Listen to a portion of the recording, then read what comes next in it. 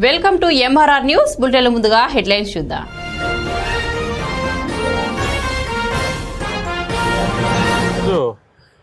మరి వీరాటం గ్రామానికి చెందిన బీసీ సామాజిక వర్గానికి చెందినటువంటి వల్లెప్పు ఆంజనేయులు మరి ఆ గ్రామంలో బీసీ కులాలు అదే వడ్డెర సామాజిక వర్గానికి చెందిన వాళ్ళు ఆ గ్రామంలో ఇటీవల అనేక సార్లు ఇతని మీద దాడులు చేయటం, దాడులకు ప్రయత్నం చేయటం, హత్యా ప్రయత్నం కూడా జరిగినటువంటి సంఘటనలు ఇంతకుముందు జరిగినాయి.